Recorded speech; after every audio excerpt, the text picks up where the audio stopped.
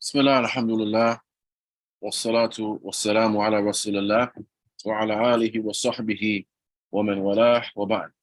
We continue with our study of this book, Su'al wa Jawabun fi Aham al-Muhimmat, or questions and answers regarding the most important of affairs by Sheikh al-Allama Abdul Rahman ibn Nasir As-Saa'di alayhi rahmatullah.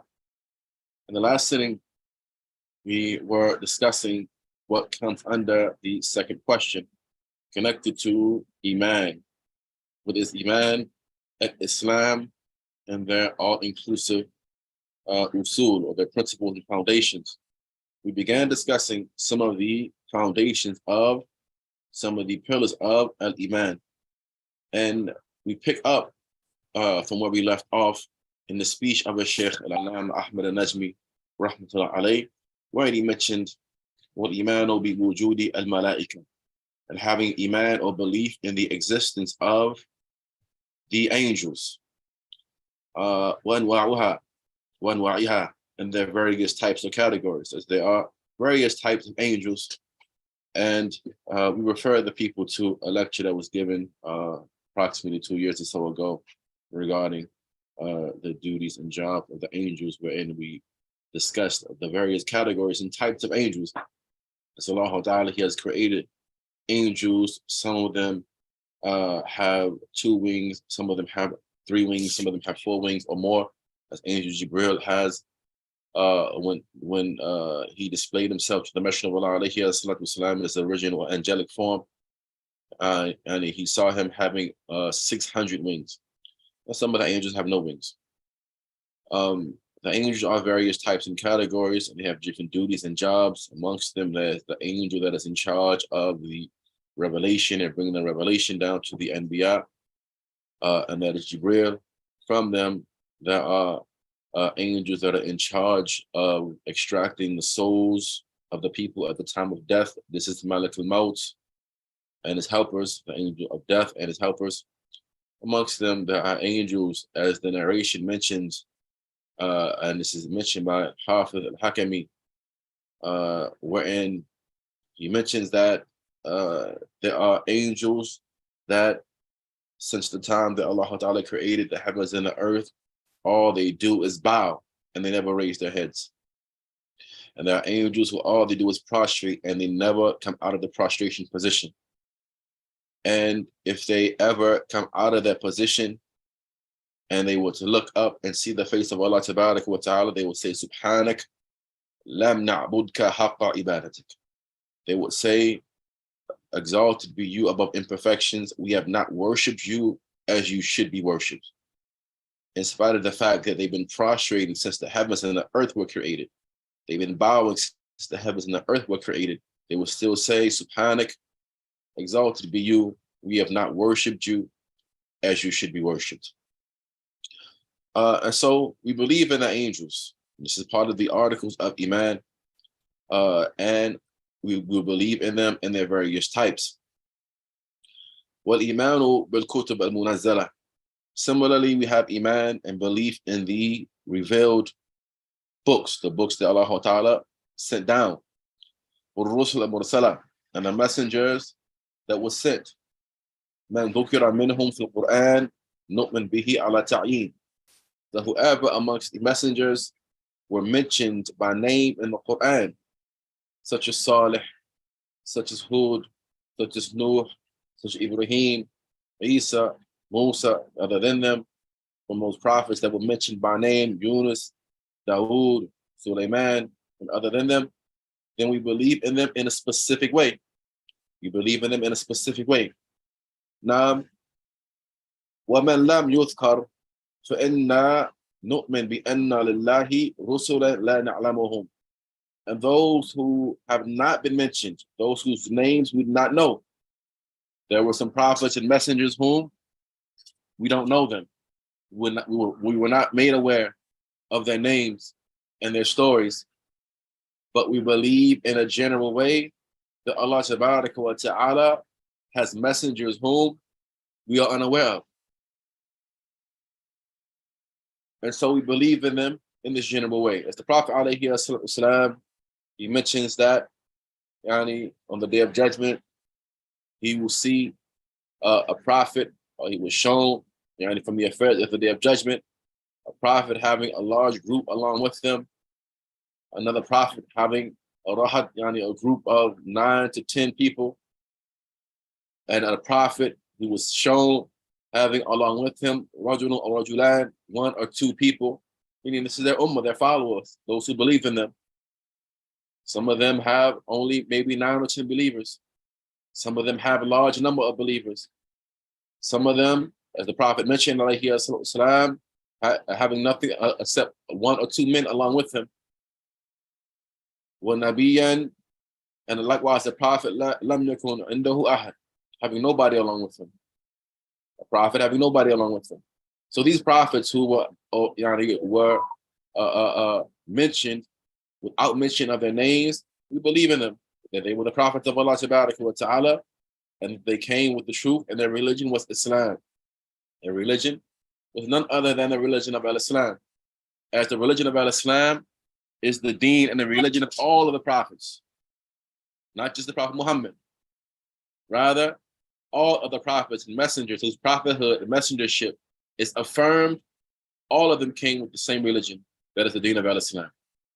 So like this, we know that the statement of those who say that the Adyan Samawiya, that the divine religions are 3 in number. Shaykh Ubaid, he mentions some of the people, they say that the divine religions, they are 3 in number. They attend by way of that Islam, Judaism, and Christianity. We say this is a lie. It is a lie upon Allah Tabaraka wa Ta'ala. There's only one divine religion. It is the religion that Allah Tabaraka wa Ta'ala sent all of his prophets and messengers with, the deen of Al-Islam. Whoever believes that there are multiple divine religions, multiple ways to get to Allah Tabaraka wa Ta'ala, multiple paths that Allah Ta'ala revealed that will bring about his good pleasure and his paradise, whoever believes that, whoever says that, has lied. They have lied. So this deen, the deen of Al-Islam, it is the religion of all of the prophets and messengers. We believe in all of them, those whom we know from amongst them, and those who we don't know. Now, he mentions, وَلَهُ سُبْحَانَ كُتُبًا لَا نَعْرَفُهَا. We likewise believe that Allah Ta'ala, he has books that we are unaware of. He has books that we are unaware of. There are certain books that we know. Mathalan, the Quran is the book of Allah Tabaraka wa Ta'ala. It is his speech. The Torah the Torah that was given to the prophet Moses alayhi salam. Likewise, the Injil, the gospel that was given to the prophet Isa, or Jesus, as they say, alayhi salam. The Zabur, the book that was given to the prophet Dawood. Likewise, we believe in the Suhuf, Ibrahim wa Musa, and the other scriptures that were given to Ibrahim and Musa. And we have narrations indicating that some of the other prophets were given books as well. Now, like the narration mentions the prophet Sheath, one of the sons of Adam, and who was a prophet and had 50 scriptures revealed to him. He had 50 scriptures revealed to him. Now, so we believe in the books of Allah wa ta'ala, that they are all from him subhanahu wa ta'ala. However, the last and final book that is the muhaymin over all of the other scriptures. It is the criterion by way of which we judge what is in the other scriptures. It is the last and final revelation of Allah wa ta'ala to mankind. That scripture which Allah ta'ala has taken upon himself the responsibility of its preservation. That is the book of Allah, the Quran, the uncreated speech of Allah subhanahu wa ta'ala. And so Allah ta'ala, he has scriptures and books that he revealed. Some of them we know about, some of them we are unaware of. Those that we know about, we believe in them, and with that correct and sound belief necessitates. And that which we don't know about, and we don't know their names, the names of these scriptures, we believe that they are the truth. They contain within them Islam. They contain within them al-haq from Allah tabaraka wa ta'ala. وَنُؤْمِن بِالْبَعْثِ بَعْدَ الْمَوْتِ كَمَا تَقَدَّمَ شَرْحُهُ. We likewise, Shaykh Ahmed, he mentions, believe in the resurrection after death. There will come a day whereupon all of mankind is resurrected from their graves and made to stand before the Lord of all that exists and called to account for everything that we did within this dunya. Now, وَنُؤْمِن بِقَدْرِ خَيْرِهِ وَشَرِّهِ مِنَ اللَّهِ تَبَارَكَ وَتَعَالَى. We believe as well in the divine decree. It's good and it's evil are all from Allah تبارك وتعالى. وفي ضمن ذلك نؤمن بأن الله عدل لا يجور. And what is included within that is that we believe that Allah subhanahu wa ta'ala is just, that he does not wrong anyone. Allah is just and he does not wrong anyone. As Allah ta'ala mentions, يا عبادي إني حرمت ظلم على نفسي وجعلته محرما بينكم فلا تظالموا. أو كما قال النبي عليه الصلاة والسلام, that Allah ta'ala, he has stated, O my servants, I have made dhulm, oppression, wrongdoing, haram upon myself, and I've likewise made it haram between you. So therefore, do not wrong each other. Allah ta'ala does not wrong anyone. He does not oppress anyone. وَلَا يَعْذَبْ أَحَدًا إِلَّا بِذَنْبٍ. And he does not punish anyone except due to a sin which he or she has committed. Meaning that Allah ta'ala does not punish you based upon the knowledge that he has of you. Allah ta'ala is just. He is just. And although he knows your reality, he knows what the hearts conceal, he knows the thoughts that you think, he does not punish you based upon his knowledge of you until you commit the act. Until you commit the act. And he deals with you in accordance with what you have done, what you have said, not in accordance with what you may have thought, or in accordance with what he knows about you. Now, كما قال تعالى إن الله لا يظلم مثقال ذرة. As Allah Ta'ala said, indeed Allah, he does not wrong anyone even to the equivalent of an atom. He does not commit an iota, not the smallest bit of oppression does Allah Ta'ala commit. وقاله, likewise Allah Ta'ala said, وَمَا رَبُّكَ بِظَلَّامٍ لِلْعَبِيدِ.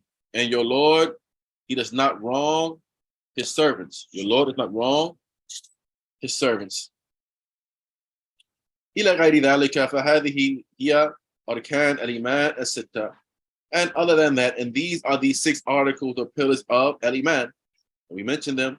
Part of them we mentioned in the last sitting, and we completed the mention of the articles of Iman here. وكلها اعتقادية تتعلق بالقلب والأعمال فيها تابعة للعقيدة وبالله التوفيق. And all of these articles of faith are i'tiqadiyya. They are things that we must believe in. They're connected to our belief, which is connected to our hearts. It's connected to the belief that is connected to the hearts. And actions in accordance with these things follows on from the aqidah. You know, you must act as though we believe in Allah. You must act as though you believe in the angels, the books, the messengers. Acting as though you believe in Allah Ta'ala is worshiping Him and Him alone, and not associating anything as a partner with Him. Acting as though you believe in the malaika is honoring and having respect and veneration for these slaves of Allah Ta'ala, these righteous and pious slaves of Allah Azza wa Jal, knowing that they are with you, writing down things that you say, things that you do, writing down your good and bad deeds, having love for them and respecting them, and not wanting to offend them. Because the angels, as Ibn Qayyim has mentioned, are offended by the same things that the children of Adam are offended by.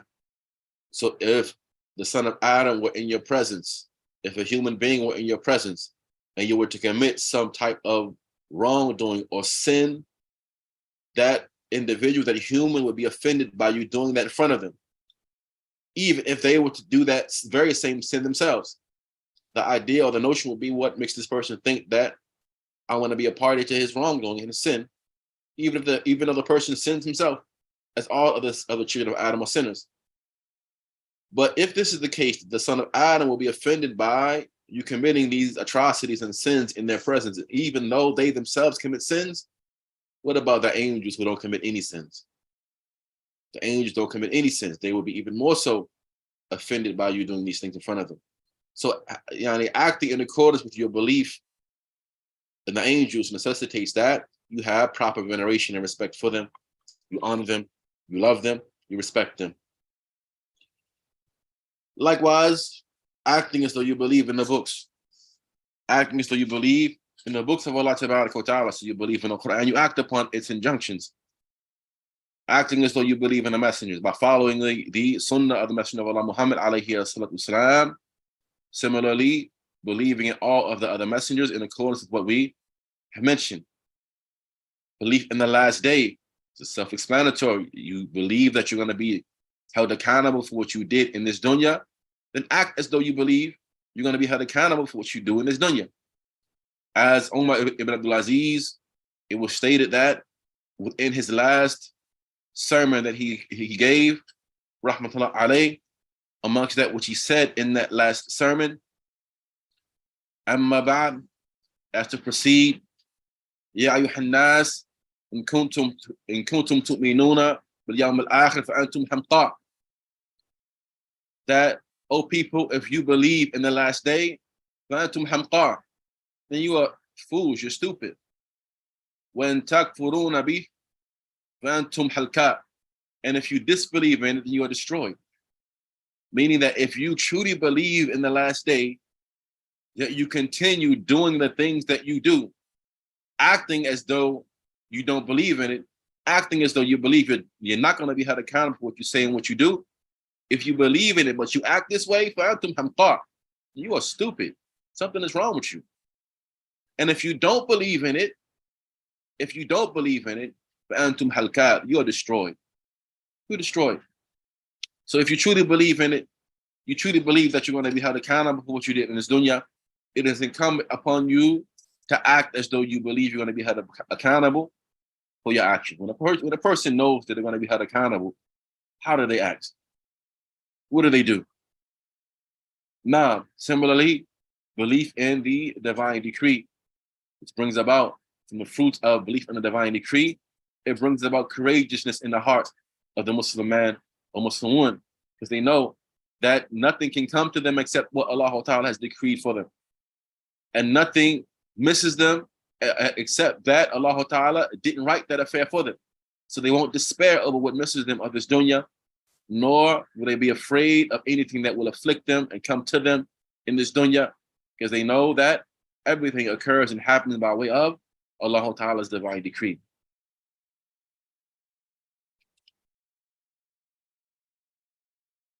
Inshallah, the brother Ahmed texted me and let me know how much time I have. We're going to try to get into the third question. At least we'll read the question, maybe not the shop, inshallah. As-Su'al al-Thalith, the third question. The third question, ما هي أركان الإيمان بأسماء الله وصفاته? What are the pillars of Iman in the names of Allah Tabaraka wa Ta'ala and His Messenger? What are the pillars of Iman in the names of Allah and His attributes? Excuse me. The pillars of Iman in the names of Allah and His attributes. Al-Jawab hiya thalatha. The response is that they are three, meaning Iman in the names and attributes of Allah Ta'ala has three pillars. The first of them, awalan al-Iman bil-Asma' al-Husna. It is you believe in the beautiful names of Allah Ta'ala. You believe that Allah Ta'ala has As-Saa'di al-Husna, and all of the names of Allah Ta'ala are Husna. They are beautiful. They are beautiful.